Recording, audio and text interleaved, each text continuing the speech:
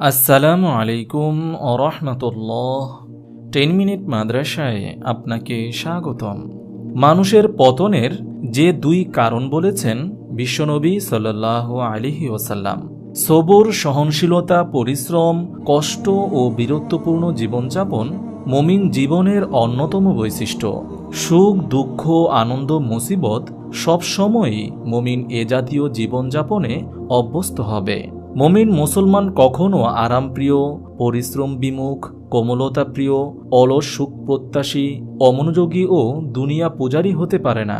এ কারণেই রাসূল সাল্লাল্লাহু আলাইহি ওয়াসাল্লাম তার প্রিয় সাহাবী হযরত মুআজ ইবনে জাবাল রাদিয়াল্লাহু তাআলা আনহুকে ইয়েমেনের গভর্নর করে পাঠানোর সময় এ মর্মে নসিহত করেছিলেন যে, হে মুআজ, আরামপ্রিয়তা থেকে বিরত থাকবে, কেননা আল্লাহর বান্দারা আরামপ্রিয় হন না। ইমাম আবু দাউদ রহমতুল্লাহি আলাইহি তার বিখ্যাত গ্রন্থ আবু দাউদে হযরত আবু উমামা রাদিয়াল্লাহু তাআলা আনহুর বর্ণনায় উল্লেখ করেন, সাদাসিধে জীবন যাপনকে ঈমানের নিদর্শন বলেছেন বিশ্বনবী সাল্লাল্লাহু আলাইহি ওয়াসাল্লাম। যারাই আরামপ্রিয়তার দিকে ঝুঁকে পড়েছে, দুনিয়ার প্রতি আসক্ত হয়েছে, ইসলামের জন্য মৃত্যুকে ভয় করেছে, তাদের অনিবার্য ধ্বংসের ব্যাপারে সতর্কবার্তা তুলে ধরেছেন প্রিয়নবী সাল্লাল্লাহু আলাইহি ওয়াসাল্লাম।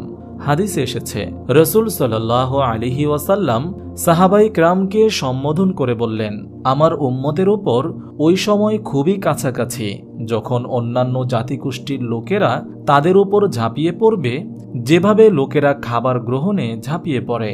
তখন এক সাহাবী জিজ্ঞেস করলেন, হে আল্লাহর রাসূল সাল্লাল্লাহু আলাইহি ওয়াসাল্লাম, আমাদের সংখ্যা কি এতই কম হবে যে আমাদের ধ্বংসের জন্য অন্যান্য জাতিগোষ্ঠীর লোকেরা একত্রিত হয়ে আমাদের উপর ঝাঁপিয়ে পড়বে?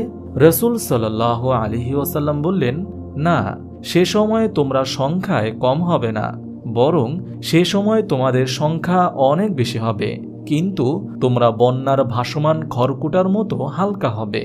তোমাদের শত্রুদের অন্তর থেকে তোমাদের প্রভাব দূর হবে, আর হীনমন্যতা ও কাপুরুষতা তোমাদের ঘিরে ধরবে। একজন সাহাবী জানতে চাইলেন, ইয়া রাসূলুল্লাহ, কেন এই হীনমন্যতা আসবে? তখন তিনি বললেন, এই দুটি কারণে যে ওই সময় দুনিয়ার প্রতি তোমাদের ভালোবাসা বেড়ে যাবে আর মৃত্যুকে ভয় করতে থাকবে। বাস্তবে দেখা যাচ্ছে বর্তমানে মুসলমানদের মাঝে এ দুটি বিষয় লক্ষণীয় হারে বেড়ে যাচ্ছে। পরকালের তুলনায় দুনিয়াকেই বেশি প্রাধান্য দিচ্ছে মানুষ। পক্ষান্তরে পরকালের ভয়ে মৃত্যুকে স্মরণ না করে বরং ইসলামী জীবনযাপনে মৃত্যুর আশঙ্কায় দ্বিধাদ্বন্দ্বে ভুগছে মুসলমান। প্রিয়নবী সাল্লাল্লাহু আলাইহি ওয়াসাল্লামের রেখে যাওয়া হাদিসের ভবিষ্যৎবাণী প্রতিনিয়ত প্রতিফলিত হচ্ছে, যা থেকে বেরিয়ে আসা মুমিন মুসলমানের জন্য একান্ত আবশ্যক। তবেই মুমিন মুসলমান আবার সঠিক পথ ফিরে পাবে।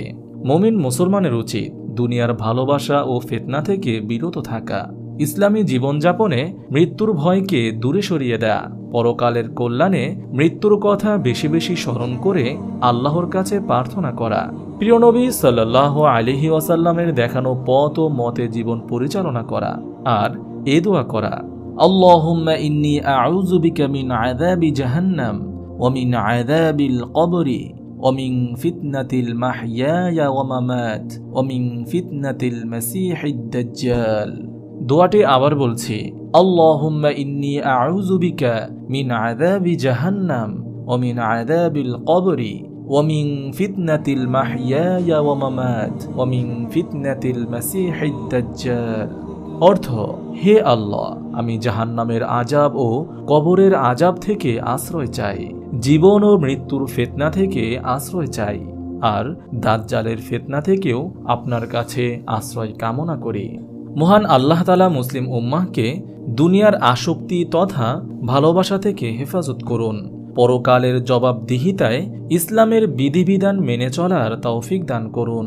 ইসলামী জীবনযাপনে মৃত্যুর ভয় থেকে বেঁচে থেকে পরকালের নাজাত লাভে বেশি বেশি মৃত্যুর স্মরণ করার তৌফিক দান করুন। আমিন। আপনি যদি এরকম ভিডিও আরও পেতে চান তাহলে এই চ্যানেলটি সাবস্ক্রাইব করে পাশে রাখা বেল আইকনটি অন করে দিন।